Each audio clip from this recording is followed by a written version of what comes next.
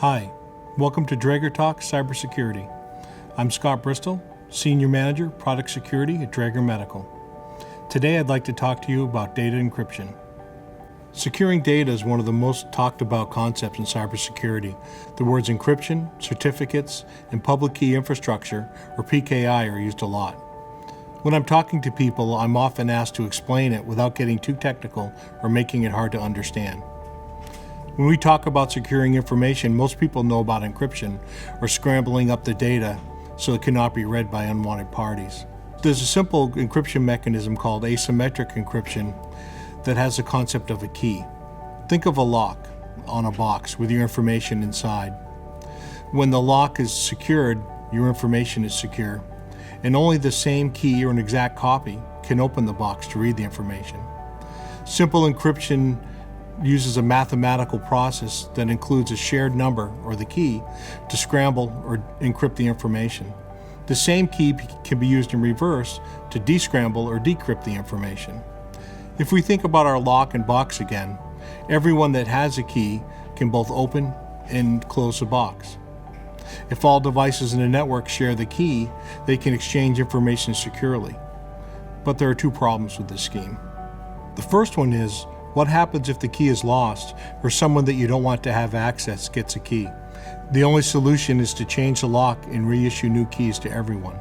Symmetric encryption has the same problem. Once a key is compromised, the information can no longer be secure. There's another problem with simple encryption. Going back to our lock and our box, if everyone with a key can both lock and unlock the box, how do you know who the information in the box came from? To solve these problems, we use something called asymmetric encryption. In asymmetric encryption, instead of using one key for both operations shared across everyone in the network, we have a distinct set of two keys. One is called the public and one is called the private key. Think of using the same box, but this time with a padlock. I distribute boxes with open padlocks to everyone in the network, so anyone could put data in there and lock it. This is the public key. But I'm the only one in possession of a key which unlocks a padlock, my private key. This solves the first problem, as we don't distribute the same key to everyone in the network. A lost or stolen private key only compromises a single participant in the network, so the rest of the participants can still communicate securely. Now on to our next and most important problem. We want to make sure that we're communicating with the right people. Back to our box and padlocks. If you have a bunch of padlocks laying around, how do you know who each of them belong to? You could either write a name on them on your own to help you remember, but wouldn't it be better to have a trusted authority issue a certificate for the padlocks so that you know for sure, because somebody else vouched for it, that a certain padlock belongs to a certain participant? This is exactly how digital certificates, sometimes referred to as X509 certificates, work. They link a unique name of a participant to a unique public key so that you can be sure that you're sending information only to the right participant.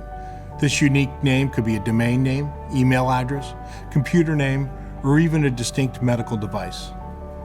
You might be wondering though, what makes a certificate so trustworthy? How do you know for sure the certificate is valid? Think of your passport. When you're traveling to a foreign country and give your passport to the immigration officer, he can clearly see your picture and your name on the document. But how does he know for sure you are who you claim to be? Well, he can't. But he does trust that passports are hard to copy or alter, and that the government that issues the passport does due diligence to have you prove your identity before issuing it to you. Because he trusts the issuer, he can be confident that you are the person your passport claims you to be. Digital certificates are issued the same way from certificate authorities, companies like VeriSign and SwissSign that verify identities of the people or devices that use them.